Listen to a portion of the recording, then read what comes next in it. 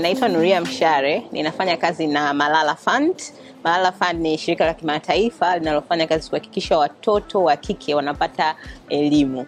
Na mimi pale Malala Fund ni in-country representative wa Tanzania.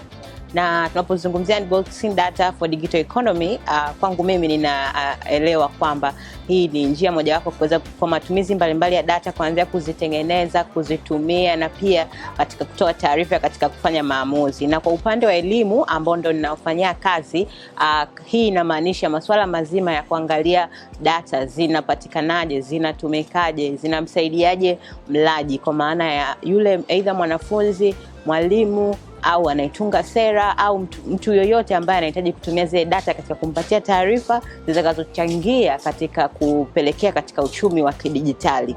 Kwa hiyo data ni muhimu sana, hususan data ambazo tunasema ambazo zimekuwa disaggregated, kwa maana ya kuna data za wanawake na wanaume, na kwa sisi watu wa elimu tunaangalia watoto wa kike na watoto wa kiume. Kwa mfano, kuangalia wanavyoanza shule, wanapomaliza shule, wanavotoka darasa moja kwenda jingine, yani kama darasa la 7 kwenda form 1, changamoto gani wanazokutana nazo, lakini hata idadi na wingi wa vitendea kazi vya walimu, mazingira yanawazunguka, vina mchango gani kwao na vinawasaidiaje. Na tunapozungumzia kwa mtoto wa kike hususan, tunaangalia pia hata zile changamoto anazokumbana nazo, na je, hizi taarifa zinazokusanywa zinasaidiaje watunga sera katika kufanya maamuzi kumsaidia mtoto wa kike. Mara nyingi tumesikia changamoto mbalimbali zikiwemo mimba za utotoni, ndoa za utotoni, na changamoto za masuala ya utamaduni na mila. Je, hizi taarifa tunapozikusanya tunafanyaje kama wanajamii, kama washikadau wa maendeleo kwenye swala la elimu katika kuwasaidia hawa wasichana? Kwa hiyo